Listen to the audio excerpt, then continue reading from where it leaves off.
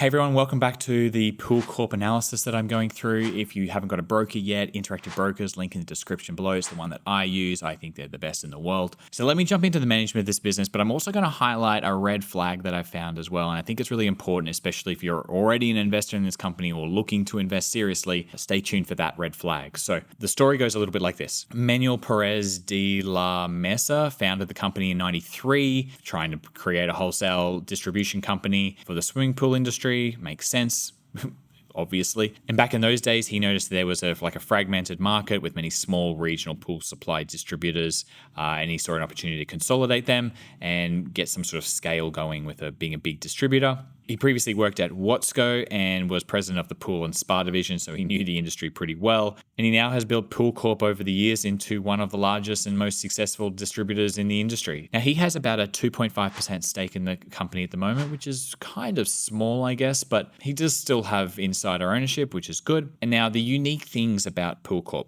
is that they sell their products and services to contractors and retail stores. So they're more business to business. They're not really business to consumer. PoolCorp has this scale, so contractors can get the best prices and the full range. So then the contractors can go out and make the most money they can. It's very similar to Diploma, if you've studied that business. The products themselves also have long shelf life, which is really good. So inventory levels can be higher, and that's not too dramatic because they can sell them through over time. They can be patient. It's not fast-moving consumer goods or anything like that. I think the advantage that they have in the pool, that pool maintenance isn't that discretionary, regardless of what happens in the macro world. If you've got a leak in your pool, you're fixing your leak in the pool. Like if there's something goes wrong with the pump, you're fixing the pump. Like that is what is happening.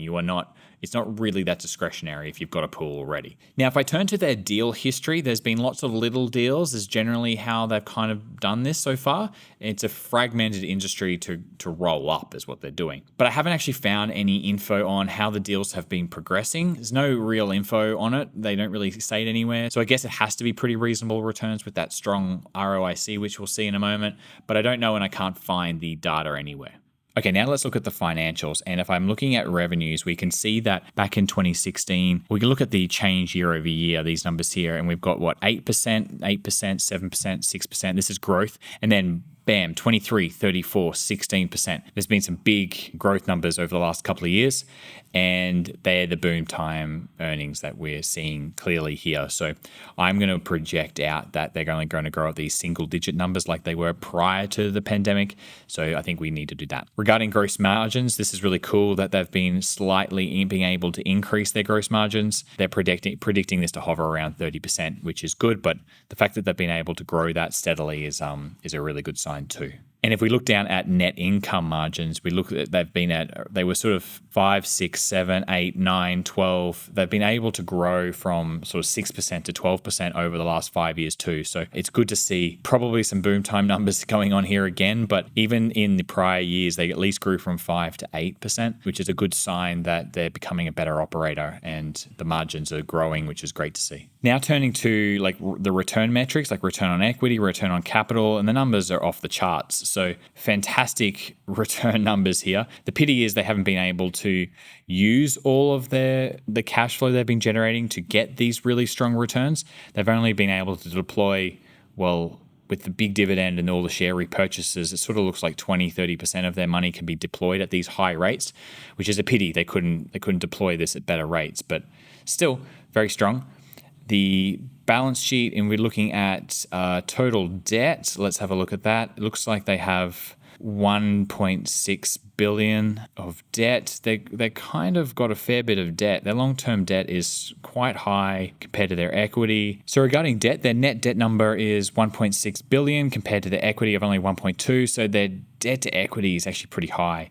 So they're kind of leveraged at the moment. Don't know whether I like that too much. So there's something to keep an eye out is the debt burden that they have.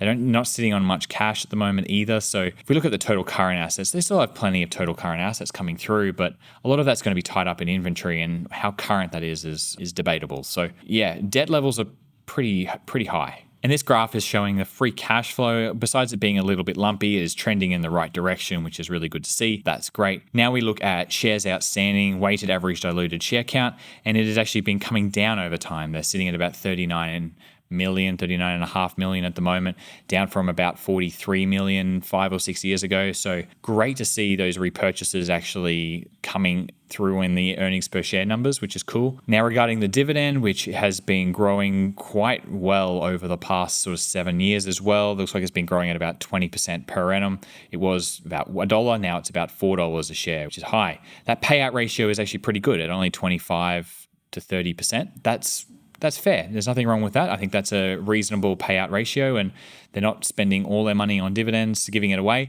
So they're keeping some for themselves to reinvest at those high rates. This is a really strong, financially sound business so far.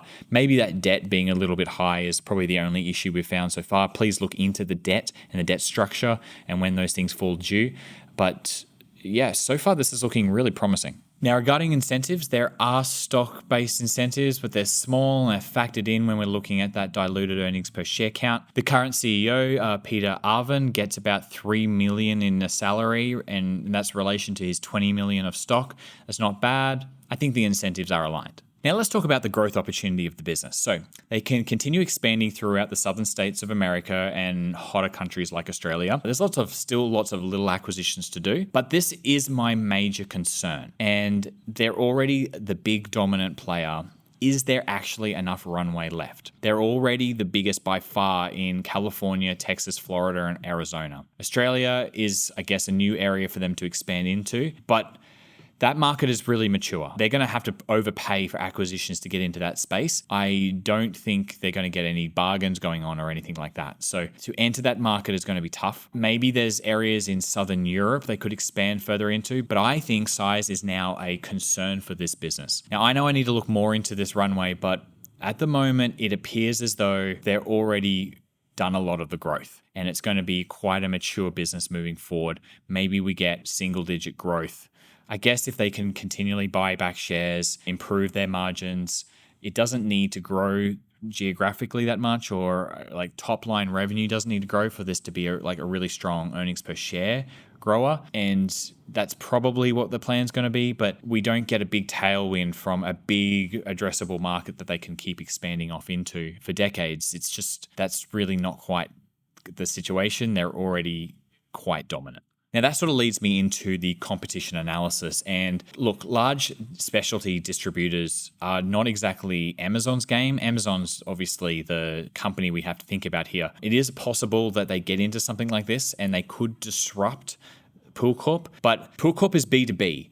Amazon's really business to consumer. And I don't think they're going to get into that business to business game anytime soon. It's not really core to what Amazon are trying to do with their consumer approach. This is quite a different idea. So I feel like it's very unlikely that Amazon get involved here. They have private equity firms competing on acquisitions. That's driving multiples up. And that's another thing that happens in this space quite a lot. I'm still just a bit nervous on the runway here. And that would be my red flag at the moment, is that I don't have a great understanding. And I don't think everything I've read so far about this business is not really addressing that elephant in the room, which is where's the growth going to come from in the future? Anyway, I think that it still can be a great investment at the right price. So that's what we're going to have to get to. Let's go look at the valuation and let's see where this comes to. And it might be a great investment still, even without the growth opportunity. All right, so thanks for keeping up with this. We will get into the valuation in the next video, and I'll see you then.